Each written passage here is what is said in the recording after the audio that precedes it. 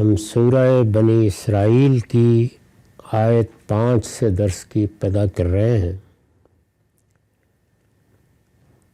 اللہ تعالیٰ نے بنی اسرائیل کو جو ذمہ داری دی تھی اس سے ان کے ازل تک بات کس طرح پہنچی، اس کو قرآن مجید بیان کر رہا ہے۔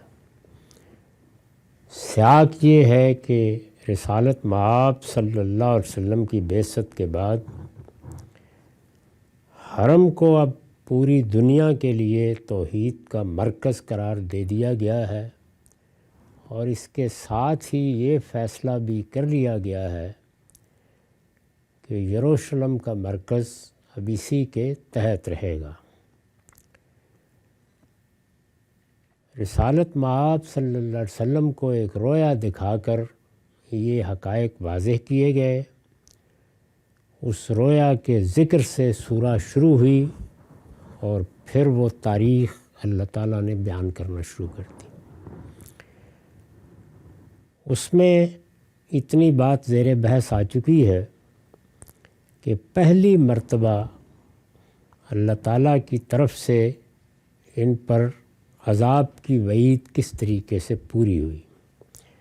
چنانچہ فرمایا تھا کہ فَإِذَا جَاءَ وَعْدُ أُولَاهُمَا بَعَثْنَا عَلَيْكُمْ عِبَادًا لَنَا أُولِي بَأْسٍ شَدِيدٍ فَجَاسُوا خِلَالَ الدِّيَارِ وَكَانَ وَعْدًا مَفْعُولًا۔ پھر تم نے دیکھا کہ جب ان میں سے پہلی بار کے وعدے کا وقت آ جاتا ہے تو ہم تم پر اپنے ایسے بندے اٹھا کر مسلط کر دیتے ہیں جو نہایت زور آور تھے، سو وہ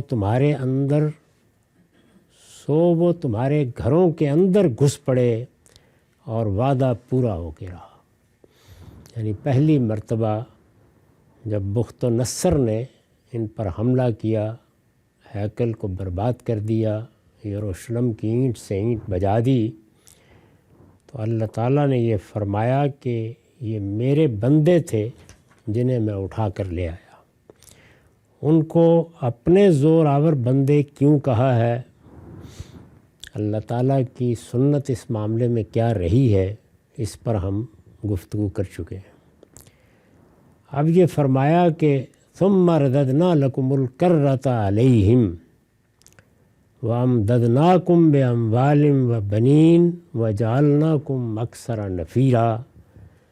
پھر ہم نے تمہاری باری ان پر لوٹا دی، یعنی ان پر جو قیامت ٹوٹ پڑی تھی وہی قیامت پھر حملہ آوروں پر ٹوٹ پڑی۔ پھر ہم نے تمہاری باری ان پر لوٹا دی اور تمہارے لیے ہم نے معافی کا اہتمام کر دیا اور تمہیں مال اور بیٹے عطا فرمائے اور تمہیں ایک بڑی جماعت بنا دیا۔ یہ دوسری مرتبہ جب یہ واقعہ ہوا ہے اس سے پہلے کا ذکر ہے۔ یہ کس طرح ہوا اس کو میں نے حواشی میں واضح کیا ہے۔ ایک عرصے کی غلامی کے بعد یہود میں رجوع الی اللہ کی کیفیت پیدا ہوئی، یعنی جو سرکشی پیدا ہو گئی تھی اس کی سزا ملی، دنیا بھر میں رسوا ہوئے، ان کی اپنی سلطنت ختم ہو گئی، وہ شہر ختم ہو گیا جو ان کا مرکز تھا، ہیکل برباد کر دیا گیا، اور جو کچھ ان پر بیتی اس میں یہ بھی گوارا نہیں کیا گیا کہ انہی بستیوں میں بستے رہیں، وہ ان کو غلام بنا کے لے گئے۔ ایک عرصے کی غلامی کے بعد یہود میں رجوع الی اللہ کی کیفیت پیدا ہوئی، یعنی پوری قوم میں یہ احساس پیدا ہوا کہ ہم کیا چیز کھو بیٹھے ہیں، اللہ تعالیٰ کی طرف لوٹے، زاری کی، اپنے آپ کو اللہ کی شریعت کا پابند کرنا شروع کیا۔ تو یہ بتایا جاتا ہے کہ بحیثیت مجموعی پوری قوم میں اللہ تعالیٰ کی طرف رجوع کی غیر معمولی صورتحال نمایاں ہونا شروع ہو گئی۔ یہ کیفیت پیدا ہوئی تو خدا نے دوبارہ ان کی مدد کی، یعنی اللہ تعالیٰ نے بھی اپنا فیصلہ تبدیل کر دیا۔ قرآن میں جو اصول بیان ہوا ہے کہ ان اللہ لا یغیر ما بقوم حتی یغیروا ما بانفسہم، اللہ تعالیٰ کسی قوم کے ساتھ اپنا معاملہ اس وقت تک تبدیل نہیں کرتے جب تک کہ خود اس کے باطن میں تبدیلی نہیں آ جاتی۔ ان کے ہاں تبدیلی آئی، اللہ کی طرف رجوع پیدا ہوا، انہوں نے اپنی اصلاح کی، ان کے ہاں جو مصلحین پیدا ہوئے ان کی بات پر توجہ دی، اللہ کی شریعت سے دوبارہ تمسک کیا، اس کی پابندی کا عہد کیا، تو اللہ نے انہیں معاف کر دیا اور پھر ان کی مدد کی۔ وہ کیسے ہوا؟ چنانچہ بابل کی سلطنت کو زوال ہوا، یعنی وہ جو فرمایا ہے کہ پھر ہم نے تمہاری باری ان پر لوٹا دی، تو یہ اس طرح ہوا کہ بخت و نصر کے اخلاف آہستہ آہستہ مغلوب ہونا شروع ہوئے، ان کی اپنی سلطنت ختم ہونا شروع ہو گئی، اور 539 قبل مسیح 586 قبل مسیح میں یہ غلام بنائے گئے تھے، ان پر حملہ ہوا تھا، اور 539 قبل مسیح میں شاہ ایران سائرس نے کلدانیوں کو شکست دے کر ان کے ملک پر قبضہ کر لیا۔ یہ کلدانی تھے، اور یہی وہ بڑی قوم تھی جس کو ایک زمانے میں غیر معمولی عروج حاصل تھا۔ ان میں اور ایران کی سلطنت میں کشمکش رہتی تھی، یہ دو بڑی سلطنتیں رہی ہیں، بابل کی سلطنت اور ایران کی سلطنت۔ تو ایران میں سائرس نے طاقت کی اور ان کو شکست دے کر ان کے ملک پر بھی قبضہ کر لیا۔ یہ میں عرض کر چکا ہوں کہ عراق کا بڑا علاقہ ہے، اور یہ معلوم ہے کہ مصر کی تہذیب، عراق کی تہذیب، جس کو آپ دجلہ و فرات کی تہذیب کہتے ہیں، یہ بڑی پرانی تہذیبیں ہیں۔ اس کے بعد اس نے یہود پر یہ عنایت کی، یعنی سائرس نے جب اس علاقے پہ قبضہ کیا تو یہ غلام تھے اور جگہ جگہ غلامی کی زندگی بسر کر رہے تھے۔ اس نے یہود پر یہ عنایت کی کہ انہیں اپنے وطن واپس جانے اور وہاں دوبارہ آباد ہونے کی اجازت دے دی۔ بین ہی یہی معاملہ ہمارے عہد میں پیش آیا ہے، جس میں جب پہلی جنگ عظیم میں مسلمانوں کو شکست ہو گئی اور سلطنت برطانیہ نے اس سارے علاقے پر قبضہ کر لیا، تو انہوں نے بھی ان کو وطن واپس جانے اور وہاں دوبارہ آباد ہونے کی اجازت دی، جس کے نتیجے میں اسرائیل قائم ہوا ہے۔ اس کے بعد اس نے، یعنی شاہ ایران سائرس نے یہود پر یہ عنایت کی کہ انہیں اپنے وطن واپس جانے اور وہاں دوبارہ آباد ہونے کی اجازت دے دی۔ یہود نے واپس آ کر، یعنی یہ آئے دنیا بھر سے، انہوں نے ہجرت کی، وہاں واپس آئے۔ اس وقت کی دنیا، یہود نے واپس آ کر ہیکل مقدس کو نئے سرے سے تعمیر کیا۔ وہ بالکل زمیں بوس کر دیا گیا تھا، ہیکل کو انہوں نے تعمیر کیا، اور اس وقت عزیر علیہ السلام ان کے رہنما تھے، اور عزیر علیہ السلام کی رہنمائی میں اپنے آپ کو بڑی حد تک بحال کر لیا، یعنی رہنمائی بھی قبول کی۔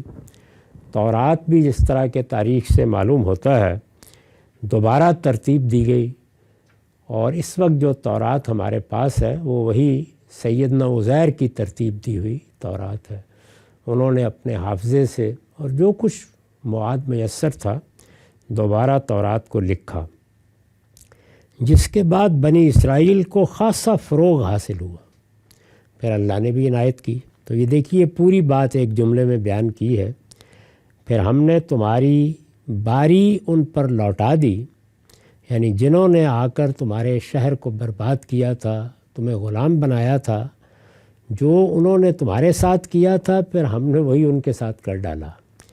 پھر ہم نے تمہاری باری ان پر لوٹا دی اور تمہیں مال اور بیٹے عطا فرمائے، یعنی اب بڑا فروغ حاصل ہوا، اولاد بھی ہوئی، مال بھی بہت ملا۔ اس زمانے میں یہی تھا کہ ڈور ڈنگر ہیں، گلے ہیں، جانور ہیں، اس کے ساتھ تمہیں اگر کھیتی ہے تو بس یہی پال تھا، یہی طاقت حاصل ہوا، اور تمہیں ایک بڑی جماعت بنا دیا یعنی ان کے ہاں ہر لحاظ سے بڑی فراوانی ہوئی، بڑی افزونی ہوئی، مال بھی ملا، معیشت بھی بحال ہوئی، اور ان کی آبادی بھی بہت بڑی، تو یہ ایک بڑی جماعت بن گئے۔ میں نے لکھا ہے کہ قرآن نے یہ اسی فضل و عنایت کا ذکر کیا ہے، تو اس طرح یہ دوبارہ اسی سرزمین میں آ گئے۔ اس کے بعد قرآن مجید یہ کہتا ہے کہ ان احسنتم احسنتم لانفسکم وان اسأتم فلہا، یہ تمہارے لیے سبق تھا، یعنی اس طریقے سے ہم نے تنبیہ کی تمہیں کہ اگر تم اچھے کام کرو گے تو اپنے لیے اچھا کرو گے، اور اگر برے کام کرو گے تو وہ بھی اپنے لیے کرو گے۔ یعنی اللہ کا قانون بے لاگ قانون ہے، یہ نہیں ہے کہ وہ کسی کا انتخاب کر لے تو پھر اس کی رشتہ داری قائم ہو جاتی ہے، بلکہ ان کے لیے خصوصی قانون ہے۔ وہ تورات میں بھی میں نے آپ کے سامنے رکھ دیا تھا، قرآن میں بھی بیان ہوا ہے، اور پیغمبروں کے بارے میں بھی وہی قانون ہے۔ وہ اگر غلطی کریں گے، جیسے کہ سیدنا یونس کے بارے میں معلوم ہے، قرآن نے اس کا ذکر کیا ہے، تو پھر ان کو دنیا ہی میں سزا دی جاتی ہے۔ اللہ تعالیٰ نے ان کو بھی توفیق دی کہ وہ جب مچھلی کے پیٹ میں گئے تو وہ اللہ کو پکار اٹھے، اور اللہ تعالیٰ نے ان کو نجات دی، قوم میں واپس آئے، اور قوم میں بھی بہت بڑے پیمانے پر رجوع ہوا، جیسا کہ بائبل سے معلوم ہوتا ہے کہ اس علاقے کا بادشاہ، نینوا کا علاقہ ہے، یہی علاقہ ہے جس سے یہ کلدانی اٹھے ہیں اور دوسری قومیں اٹھی ہیں۔ تو بادشاہ بھی ٹاٹ کے کپڑے پہن کر باہر آ گیا، پورے شہر نے توبہ و استغفار کی اور اپنے پیغمبر کی ہدایت کو مانا۔ ان کے ساتھ بھی یہ بتایا ہے کہ اسی طرح کا معاملہ ہوا، اور اس موقع پر قرآن نے یاد دہانی کرائی ہے کہ اللہ کا بے لاگ قانون یہی ہے کہ اگر تم اچھے کام کرو گے تو اپنے لیے اچھا کرو گے، اور اگر برے کام کرو گے تو وہ بھی اپنے لیے کرو گے۔ یعنی یہ کوئی اللہ پر احسان نہیں ہے، اس کا قانون ہے، اس کے مطابق نتیجہ نکل آئے گا۔ ان احسنتم احسنتم لانفسکم وان اسأتم فلہا، اگر تم اچھے کام کرو گے تو اپنے لیے اچھا کرو گے، اور اگر برے کام کرو گے تو وہ بھی اپنے لیے کرو گے۔ فرمایا یہ پہلا وعدہ تھا، یعنی پہلی مرتبہ تمہارے عذاب کی جو وعید ہم نے سنائی تھی وہ اس طرح پوری ہو گئی۔ پھر فَإِذَا جَاءَ وَعْدُ الْآخِرَةِ، اس کے بعد جب دوسری بار کے وعدے کا وقت آ جاتا ہے، یہ بتایا گیا تھا کہ تم 2 مرتبہ زمین میں فساد پیدا کرو گے، اور دونوں مرتبہ اللہ تعالیٰ پھر اس طرح تم پر اپنا عذاب نازل کریں گے۔ تو یہ اب دوسری مرتبہ کا ذکر ہو رہا ہے۔ اس کے بعد جب دوسری مرتبہ کے وعدے کا وقت آ جاتا ہے تو ارشاد فرمایا کہ پھر ہم اپنے کچھ دوسرے زور آور بندے اٹھا کھڑا کرتے ہیں۔ یعنی جس طرح پہلی مرتبہ ایک قوم نے آ کر تباہ و برباد کر دیا تھا، دوسری مرتبہ بھی یہی ہوا۔ اس میں جملے کا ایک حصہ مقدر ہو گیا ہے، چنانچہ میں نے لکھا ہے کہ یہ الفاظ اصل میں محذوف ہیں۔ یعنی کیا الفاظ؟ تو ہم نے اپنے کچھ دوسرے زور آور بندے اٹھا کھڑے کیے۔ پیچھے بھی چونکہ ذکر آ چکا تھا، تو یہاں اگلے جملے اور اس جملے نے بتا دیا کہ اتنا حصہ مقدر ہے۔ آیت میں لیسو کا لام انگلی اٹھا کر ان کی طرف اشارہ کر رہا ہے۔ آگے پھر یہ بیان کیا کہ اس کے بعد جب دوسری بار کے وعدے کا وقت آ جاتا ہے تو ہم اپنے کچھ دوسرے زور آور بندے اٹھا کھڑا کرتے ہیں۔ کس لیے؟ لیسو وجوہکم، اس لیے کہ وہ تمہارے چہرے بگاڑ دیں، اس لیے کہ وہ تمہارے چہرے بگاڑ دیں، وَلِيَدْخُلُوا الْمَسْجِدَ، اور تمہاری مسجد میں داخل ہو جائیں، کما دخلوا اول مرہ، اسی طرح مسجد میں گھس پڑیں جس طرح وہ پہلی بار اس میں گھس پڑے تھے۔ یعنی جو کچھ اس وقت ہوا تھا وہی ہم نے دہرا دیا۔ وَلِيُتَبِّرُوا مَا عَلَوْا تَتْبِیرًا، اور جس چیز پر قابو پائیں اس کو تہس نہس کر ڈالیں۔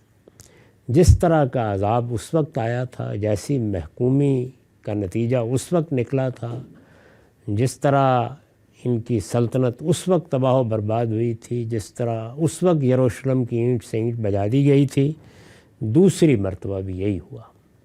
یہ کب ہوا؟ اس پر میں نے جو حاشیہ لکھا ہے وہ یہ ہے کہ یہ اس تباہی کا ذکر ہے جو مسیح علیہ السلام کی طرف سے اتمام حجت کے بعد 70 عیسوی میں رومی بادشاہ تیتس ٹائٹس کہا جاتا ہے جسے، کہ ہاتھوں یہود پر آئی۔ یہ معلوم ہے کہ بڑی حد تک تو محکومی میں تھے۔ سیدنا مسیح کی جب بعثت ہوئی تو وہ گویا ان کے آخری رسول تھے۔ سیدنا مسیح کی بعثت بڑے غیر معمولی حالات میں ہوئی۔ ان سے پہلے سیدنا یحییٰ نے ان کی منادی کی۔ وہ پیدا ہوئے تو بن باپ کی پیدائش تھی، ان کو بڑے غیر معمولی معجزات دیے گئے۔ ہر لحاظ سے وہ اللہ تعالیٰ کی حجت بن کر زمین پر آئے۔ پھر اپنی بستی سے جب وہ یروشلم میں آئے تو اگر کبھی انجیل میں پڑھیں تو وہ بڑی دلنواز تفصیلات ہیں۔ انہوں نے آ کر ان کو ایک مرتبہ پھر متنبع کیا، ان کی بستیوں میں جا کر متنبع کیا، ہیکل میں کھڑے ہو کر متنبع کیا، لیکن بجائے اس کے کہ ان کے مذہبی پیشوا، ان کے علماء ان کی بات سنتے اور اس طرح اپنے آپ کو اللہ کے عذاب سے بھی بچاتے اور سرفرازی بھی پاتے، یہ انہی کی جان کے درپے ہو گئے اور انہوں نے فیصلہ کر لیا کہ ہم اس پیغمبر سے نجات حاصل کر لیں گے۔ چنانچہ اپنے حکمرانوں سے یہ کہا کہ ان کو صلیب دے دی جائے۔ اپنی طرف سے جو یہ کر سکتے تھے انہوں نے کیا۔ اللہ تعالیٰ نے سیدنا مسیح کو محفوظ رکھا۔ اپنے دنیا سے رخصت ہونے سے پہلے انہوں نے جو گفتگو کی ہے وہ اس وقت کی انجیل، متی کی انجیل میں دیکھی جا سکتی ہے۔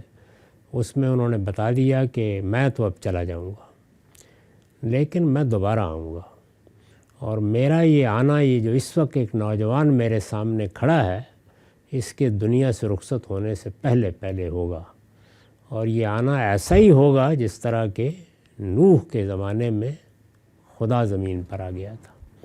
یہ گویا عذاب کی پیشین گوئی تھی جو سیدنا مسیح نے کی، اور یہ حرف بحرف ان کے دنیا سے رخصت ہونے کے 15-20 سال بعد پوری ہو گئی۔ یعنی وہ نہ صرف یہ کہ آئے بلکہ اس شان کے ساتھ آئے کہ دنیا کی تاریخ میں کم واقعات اتنے درد انگیز اور اتنے غیر معمولی ہوئے ہوں گے۔ تو وہ آنا اصل میں ایک تمثیل تھی اس بات کی کہ پیغمبر جب اتمام حجت کر دیتے ہیں تو پھر ان کی طرف سے اللہ تعالیٰ کا فیصلہ صادر ہوتا ہے۔ یہ وہی قانون ہے جس کو میں نے قانون اتمام حجت سے تعبیر کیا ہے، اور اس کی ہر پہلو سے وضاحت کر دی ہے کہ جب اللہ کے رسول زمین پر آتے ہیں تو ان کی قوموں کے لیے ایک عدالت لگ جاتی ہے۔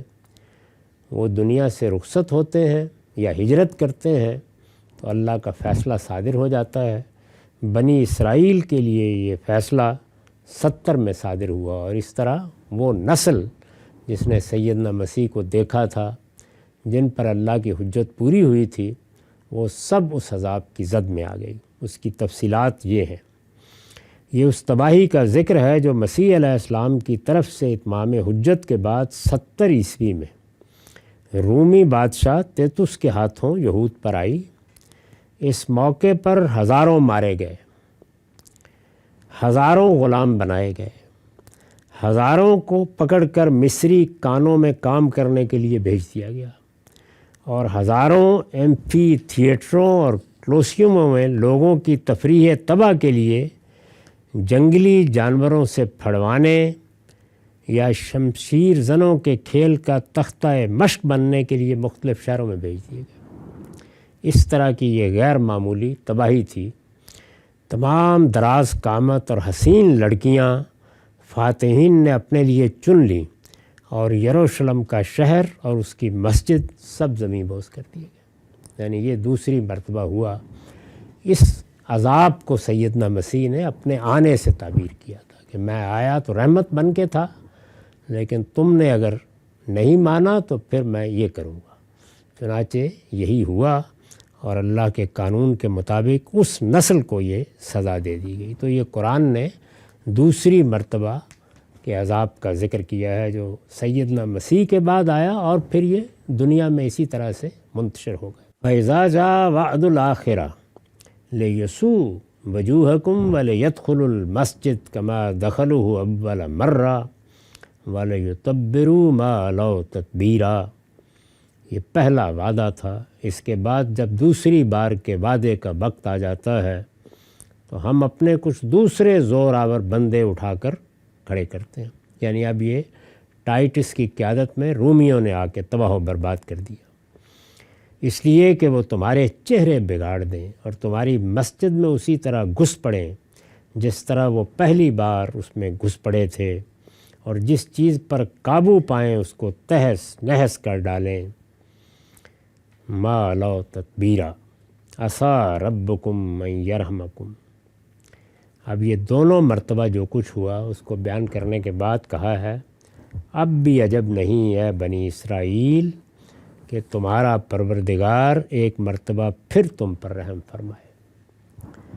یعنی اگر رجوع کرو گے، ہماری طرف لوٹو گے، تو اللہ تعالیٰ نے تمہیں منتخب کیا تھا، بڑی ذمہ داری دی تھی۔ اللہ تعالیٰ نے تمہیں اپنے لیے خاص کیا تھا۔ میرا قانون پھر بے لاگ طریقے سے حرکت میں آئے گا اور تم پر پھر میری رحمت ہوگی، اس میں کوئی تعجب کی بات نہیں، لیکن اس کے وہی شرائط ہیں جو پہلی دفعہ تم نے پورے کیے تو تمہیں خوشحالی نصیب ہوئی، تم واپس آئے، تم اپنی سرزمین میں آباد ہوئے۔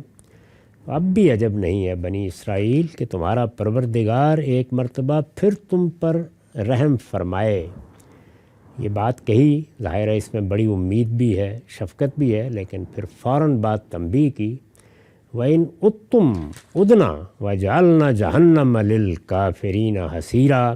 لیکن یاد رکھو اگر تم وہی کرو گے تو ہم بھی وہی کریں گے۔ یعنی ہمارا قانون پھر دوسرے پہلو سے بھی اسی طرح گردش میں آ جائے گا۔ اس میں یہ بتا دیا کہ اس عذاب کے بعد بھی موقع موجود ہے۔ جب اپنے آپ کو درست کرو گے اللہ تمہارے ساتھ رحمت کا معاملہ کرے گا، اور جب پھر وہی سرکشی اختیار کرو گے پھر اسی طرح سزا دی جائے گی۔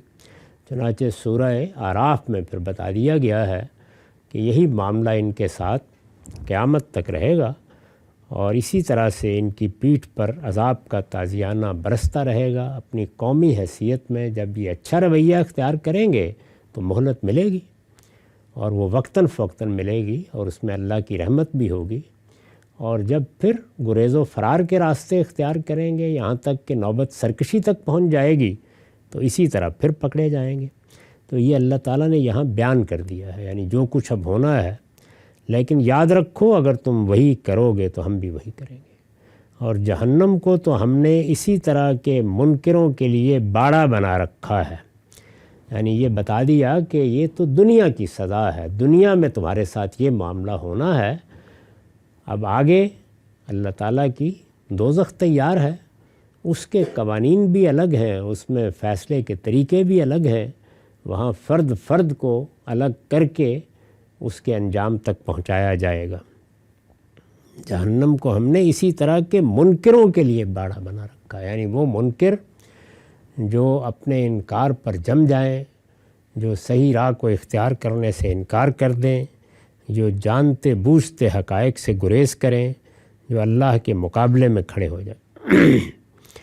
اس پر میں نے لکھا ہے یعنی جو حقائق کو اس طرح بچشمے سر دیکھ لینے کے بعد بھی انکار کر دیں، یعنی ان کی تاریخ یہ ہے، یہ تاریخ یہ پڑھتے ہیں، یہ ان کے ہاں ہر شخص کے ہاتھ میں ہے، یہ ان کی اپنی لکھی ہوئی تاریخ ہے۔ اس کے معنی کیا ہے؟ اس کے معنی یہ ہے کہ وہ قوم جو کچھ اس کے ساتھ اس پچھلے سارے عرصے میں ہو چکا ہے اس کو بچشمے سر دیکھ رہی ہے، اس کے لیے اس کی اپنی سرگزشت اور اپنی داستان ہے۔ اس طرح بچشمے سر دیکھ لینے کے بعد بھی انکار کر دیں، یہ ان یہود کو براہ راست خطاب فرمایا ہے جو قرآن کی مخالفت میں منکرین قریش کے ہم نوا ہو کر ان کی پشت پناہی کر رہے تھے. یعنی اب خطاب کن کو کیا گیا ہے؟ ان یہود کو جو رسالت مآب صلی اللہ علیہ وسلم کے مخاطبین تھے. ان سے کہا گیا ہے کہ اپنا رویہ تبدیل کرو، تمہیں ایک مرتبہ پھر موقع ملا ہے، اللہ کے آخری پیغمبر کی بعثت ہوئی ہے، تمہاری بستیوں میں وہ موجود ہیں، یہ تمہارے لیے اللہ کی رحمت کو دوبارہ پا لینے کا موقع ہے، اس سے فائدہ اٹھاؤ. لیکن تم تو منکرین قریش کے ہم نوا ہو گئے ہو، تمہیں آگے بڑھ کر اس نبی امی کو ماننا تھا، ان کی تائید کرنی تھی، ان کے ساتھ کھڑا ہونا تھا. اس کے بالکل برخلاف تم نے انکار کا رویہ اختیار کیا ہے. استاذ امام لکھتے ہیں اس آیت کے تیور لحاظ رکھنے کے قابل ہے. یعنی اس میں جو اسلوب اختیار کیا ہے اور جو لب و لہجہ ہے، پہلے تو بات غائب کے سیغے سے فرمائی، یعنی اس طرح ذکر کیا کہ ان کے ساتھ یہ ہوا. پھر متکلم کا سیغہ آ گیا، یعنی خطاب کیا. پھر ان اتم ادنا میں متکلم کا سیغہ آ گیا، یعنی اگر تم، اب گویا براہ راست خطاب کر لیا. پہلے ٹکڑے میں بے پرواہی کا انداز ہے، مطلب یہ ہے کہ اگر تم یہ صحیح راہ اختیار کر لو گے تو اپنے ہی کو نفع پہنچاؤ گے، اگر نہ اختیار کرو گے تو اپنی ہی شامت کو دعوت دو گے، خدا کا کچھ نہیں بگاڑو گے. دوسرے ٹکڑے میں نہایت ہی سخت وعید ہے. اس وجہ سے اول تو متکلم کا سیغہ آیا جو تہدید و وعید کے لیے زیادہ موزوں ہے، پھر اس میں ابہام و اجمال بھی ہے. یہ تو بتایا کہ ہم لوٹیں گے، یہ نہیں بتایا کہ ہم کس شکل میں لوٹیں گے. یہ بات سمجھنے والوں کی سمجھ پر چھوڑ دی ہے، اور اس جملے کی ساری شدت اس ابہام کے اندر مضمر ہے. یعنی اب کیا ہوگا اگر وہی رویہ اختیار کرو گے، اس کی وضاحت نہیں کی، یہ بتا دیا کہ لوٹو گے تو ہم بھی لوٹیں گے. تو ظاہر ہے کہ اس کے اندر ابہام بھی ہے، اجمال بھی ہے، اور اگر غور کیا جائے تو جو کچھ ہونے والا ہے اس کو اللہ تعالیٰ نے گویا ان کے اپنے تخیل پر چھوڑ کر انہیں بتایا ہے کہ اپنی تاریخ کی روشنی میں خود سمجھ لو یہ ہوا تو کس درجے میں ہوگا اور کس طرح ہوگا.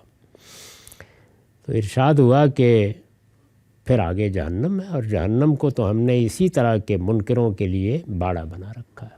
اس طرح گویا اللہ تعالیٰ جن قوموں کو یا جن لوگوں کو اپنے لیے منتخب کرتا ہے ان کے بارے میں پورے قانون کی وضاحت کرتی ہے. ہر شخص جس طرح اس دنیا میں امتحان میں ہے، اسی طرح پیغمبر بھی امتحان سے گزرتے ہیں، اور اس طرح کی قومیں بھی. اللہ تعالیٰ نے ذریت ابراہیم کا انتخاب کیا، ان میں سے پہلے بنی اسرائیل اللہ تعالیٰ کی منتخب قوم کی حیثیت سے کنعان میں آباد کیے گئے. نبوت کو انہی میں خاص کر دیا گیا، ہزاروں سال تک اللہ کی معیت ان کو حاصل رہی. وہ قانون جو پیچھے بیان ہوا ہے وہ دنیا میں لوگوں نے ان کے ہاں روب عمل دیکھا. اس کے بعد ان کے ازل کا فیصلہ کیا گیا، اس فیصلے کی تفصیلات بتا دی گئیں، اس میں بھی بار بار مہلت دی گئی. فرمایا کہ پہلی مرتبہ بھی ہم نے تمہیں تنبیہ کی، تم غلامی میں چلے گئے، محکومی کی سزا دی، معاف کر دیا.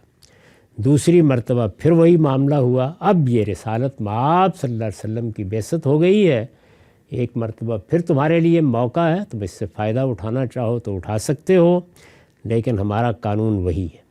اس میں ساتھ ہی یہ بتا دیا کہ جب کسی قوم کے ساتھ معاملہ ہوتا ہے تو اس میں پھر فرد فرد کے معاملے دنیا میں تو قومی حیثیت سے الگ نہیں کیے جاتے، لیکن قیامت میں فرد فرد زیر بحث آ جائے گا. اور اس میں پھر جیسے کہ سورہ ماعون میں بتایا ہے، سورہ 3 میں بتایا ہے کہ اللہ تعالیٰ وہ لوگ جو سچے ایمان پر ہوتے ہیں، ان کے اندر بھی ہوتے ہیں اور ہر جگہ ہوتے ہیں، ان کو اجر عطا فرمائے گا. لیکن منکروں کو وہاں پر بھی آخری سزا کے حوالے کر دیا جائے گا، کیونکہ یہ وہ لوگ تھے جن پر حجت بھی پوری ہوئی، جنہیں ہر لحاظ سے دین بھی واضح طور پر پہنچا دیا گیا، جن کو ہدایت بھی مل گئی، جنہوں نے پیغمبروں کی پوری تاریخ بھی اپنے ہاں دیکھ لی، ان کے لیے یہ سب کچھ گویا بچشم سر کا مشاہدہ بن گیا، یعنی آنکھوں سے دیکھا ہوا معاملہ ہو گیا۔